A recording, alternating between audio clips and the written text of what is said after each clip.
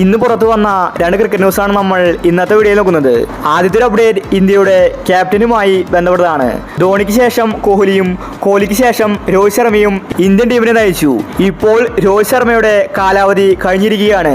പുതിയൊരു ക്യാപ്റ്റനെ ഇന്ത്യൻ ടീമിന് ആവശ്യമാണ്. പാണ്ഡ്യ ക്യാപ്റ്റൻസിയിൽ മോശമായതുകൊണ്ട് ഒരു പുതിയ ക്യാപ്റ്റൻ ഇന്ത്യൻ ടീമിന് വരുമെന്നാണ് റിപ്പോർട്ട്. ഈ T20 വേൾഡ് കപ്പ് കഴിയുന്നതോടെ പുതിയൊരു ക്യാപ്റ്റൻ ഇന്ത്യൻ ടീമിനെത്തും. അത് പാണ്ഡ്യയും രോഹിത് ശർമ്മയുമല്ല. ഇപ്രാവശ്യം കൊൽക്കത്ത ടീമിന് കപ്പ് നേടിക്കൊടുത്ത ശ്രേയസ് ഇന്ത്യൻ ടീമിന്റെ അടുത്ത ക്യാപ്റ്റനാകുമെന്ന റിപ്പോർട്ടാണ് വന്നിരിക്കുന്നത്.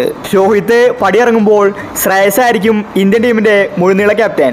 അടുത്തൊരു അപ്ഡേറ്റ് സഞ്ജു സാംസണുമായി ബന്ധപ്പെട്ടതാണ്. സഞ്ജുവിന് വേണ്ടി ഒരുപാട് ടീമുകൾ രംഗത്തുണ്ട്. സഞ്ജു ഇപ്രാവശ്യം രാജസ്ഥാൻ ടീമിനെ നല്ല രീതിയിലാണ് മുന്നോട്ട് നയിച്ചത്. ബാറ്റിങ്ങിലും കീപ്പിങ്ങിലും ക്യാപ്റ്റൻസിയിലും സഞ്ജു മികച്ചു നിന്നു. ഇപ്പോഴിതാ സഞ്ജുവിനെ സ്വന്തമാക്കാൻ CSK ടീം ഒരുങ്ങുന്നുണ്ടെന്ന റിപ്പോർട്ടാണ് വന്നിരിക്കുന്നത്. ധോണി അടുത്ത പ്രാവശ്യം കളിച്ചേക്കില്ല. അതുകൊണ്ട് CSK ടീമിന് ഒരു ഇന്ത്യൻ വിക്കറ്റ് കീപ്പർ ബാറ്റ്സ്മാനെ ആവശ്യമാണ്. സഞ്ജുവിനെ സ്വന്തമാക്കാനാണ് അവരുടെ പദ്ധതി. സഞ്ജുവുമായിട്ട് CSK ഡീൽ നടത്താനാണ് അവരുടെ ശ്രമം. രാജസ്ഥാൻ ടീം സഞ്ജുവിനെ വിട്ടുകൊടുത്താൽ സഞ്ജു ഉറപ്പായിട്ടും CSK ടീമിലെത്തും. ചെന്നൈ ടീമിൽ സഞ്ജു എത്തിയാൽ IPL-ലെ ഏറ്റവും മികച്ച ടീം CSK ആയിരിക്കും.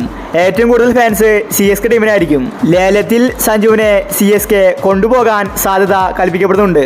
അപ്പോൾ ഇത്തരം ക്രിക്കറ്റ് ന്യൂസിന് വേണ്ടി ഈ ചാനൽ മറക്കാതെ സബ്സ്ക്രൈബ് ചെയ്യൂ.